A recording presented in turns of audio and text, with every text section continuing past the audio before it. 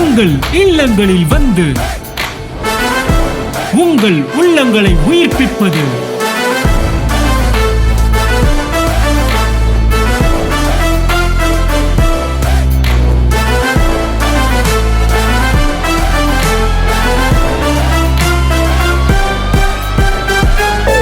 உங்கள் channel DJ. கிருபையிலே வளருங்கள், கிருபையிலே வளருங்கள். கிருபையில எவ்வளவோ வளர வேண்டியிருக்கு. அதுல நெக்ஸ்ட் ஸ்டேஜ் தான் மைண்ட் டிரான்ஸ்ஃபர்மேஷன். அந்த மூளை, அந்த சிந்தனை எந்த அளவிற்கு மறுரூபமாக இருக்கிறதோ, நான் சொல்லுகிறேன் அந்த அளவிற்கு உங்கள் வாழ்க்கை மறுரூபமாக இருக்கும்.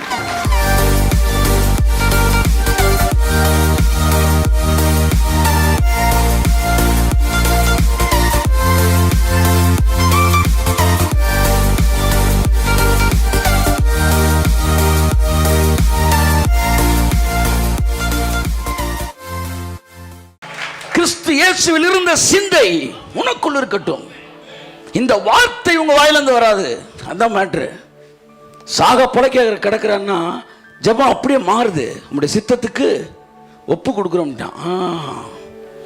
ஏன்னா தரித்திரம் இங்க வந்துருச்சு, வாயில தானே வரும். நான் என்ன சொல்றேன், நீ எழுந்து நட. புரியுதா நான் சொல்றது உங்களுக்கு? அந்த வார்த்தையை சொல்றதுனால எந்த நஷ்டம் உங்களுக்கு வரப்போறது இல்லை. ஆனால் அந்த வார்த்தையை உங்களால சொல்ல முடியலை. ஏன்னா உங்க வார்த்தை டிரான்ஸ்ஃபார்ம் ஆகலை. ஏன்னா உங்க மைண்டு டிரான்ஸ்ஃபார்ம் ஆகலை. ஆனால் இயேசுவின் சிந்தனை, அரண்களை பற்றி பேசிட்டு இருக்கிறேன், அப்படியே டிரான்ஸ்ஃபார்ம் ஆகிருந்துச்சு. அவரோட சிந்தனை மறுரூபமாக்கப்பட்ட சிந்தனை. இந்த உலகத்தின் எண்ணங்களும் மேகங்களும் அவரை தொட முடியாத ஒரு உயர்ந்த ரக சிந்தனையோடு அவர் பிணைக்கப்பட்டிருந்தார், அவர் இணைக்கப்பட்டிருந்தார். அதான் சொல்றேன், சிந்தனை த செகண்ட் ஸ்டேஜ் இன் கிரேஸ்ல. கிரேஸுக்கு அடுத்த ஸ்டேஜ்னு ஒண்ணுமே கிடையாது. ஆனால் கிரேஸுக்குள்ள ஏராளமான ஸ்டேஜ் இருக்கு. ஏன்னா லாஸ்ட் ஸ்டேஜ் இஸ் கிரேஸ், அவ்வளோதான். அதுக்கப்புறம் இந்த நெக்ஸ்ட் ஸ்டேஜ்ன்றதுலாம் I don't feel that it's right.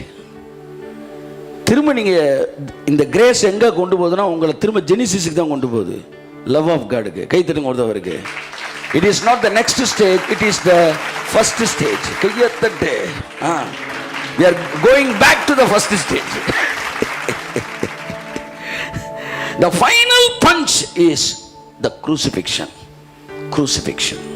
அதுதான் the final revelation to the world. உலக தோற்றத்துக்கு முன்பாகவே கிறிஸ்துவை தான் தேவன் மையப்படுத்தி வைத்திருந்தார். டிரான்ஸ்ஃபார்மேஷன். கிரேஸுக்குள்ள ஏகப்பட்ட விஷயங்கள் இருக்கு. இன்னும் 4000 வருஷம் இருந்தாலும் எழுதி வச்சுக்காங்க, கிரேஸை பத்தி நீங்க படிச்சு முடிக்க முடியாது. நீ எப்படி நீங்க இல்ல நாங்க முடிச்சிட்டோம் அப்படின்னீங்கன்னா நீங்க கடல்ல வெளியில இருந்து இப்படி பார்த்துட்டு கடலை பார்த்துட்டேன் அப்படின்னீங்கன்னு அர்த்தம். தம்பி கொஞ்சம் அப்படியே உள்ளவா, அவனை கொண்டு போய் நடுக்கடல் உள்ள போடுங்க. அவன் முங்கி உள்ள போகும்போது தான் கலர் மீனை பார்க்குறான், முத்தை பார்க்குறான், சிப்பியப்பா இவ்வளவு இருக்கா. முடியாது. வாழ்க்கை ஃபுல்லாக உள்ள சுற்றணும். அதுக்குன்னு ஒரு சேனலே, கடலுக்குள்ளே இருக்கிற மேட்டரை காட்டுறதுக்குன்னு ஒரு சேனலே வச்சிருக்கிறாங்க. ஆமாம், அது மாதிரி கிரேஸுக்குன்னு ஒரு சேனலே நுழைஞ்சா. ஆமாம், இதுதான் வளர்ச்சி. வேதம் சொல்லி கிருபையிலே வளருங்கள், கிருபையிலே வளருங்கள். கிருபையில எவ்வளவோ வளர வேண்டியிருக்கு. அதுல நெக்ஸ்ட் ஸ்டேஜ் தான் மைண்ட் டிரான்ஸ்ஃபார்மேஷன்.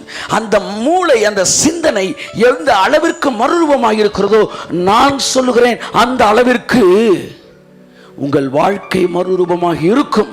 ஆகையால் தான் தெசலோனிக்க பட்டணத்தை பார்க்கலும் பெரோயா பட்டணத்தார்கள் இருவரும் கிருபையில் இருந்தாலும் இந்த பெரோயாவில் இருந்தவர்கள் they were good in characters. கையை தட்டு. நற்குணசாலிகளாக இருந்தார்கள். காரணம், அவர்கள் நாள்தோறும் கர்த்தருடைய வார்த்தையை தியானித்தார்கள்.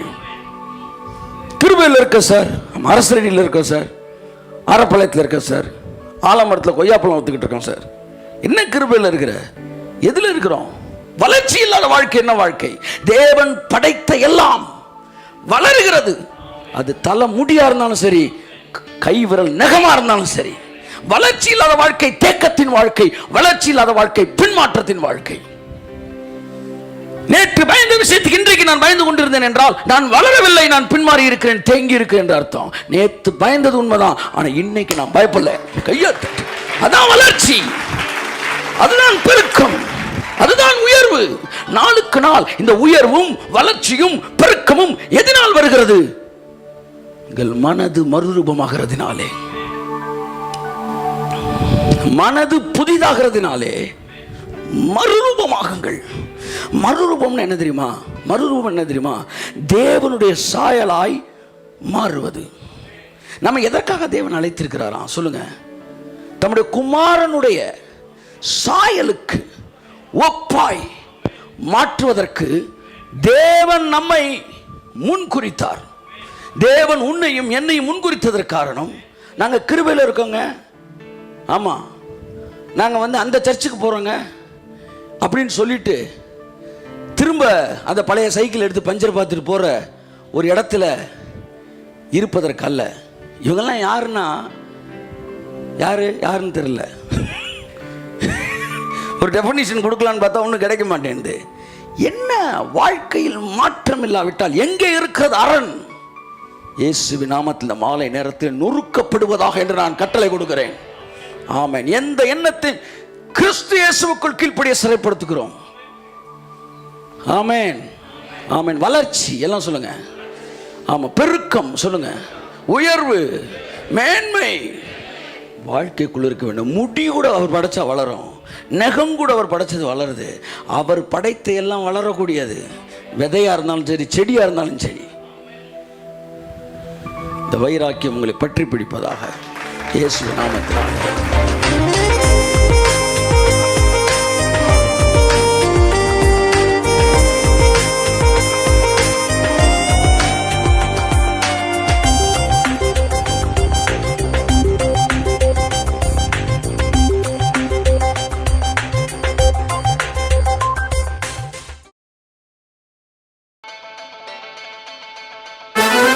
உங்கள் இல்லங்களில் வந்து உங்கள் உள்ளங்களை உயிர்ப்பிப்பது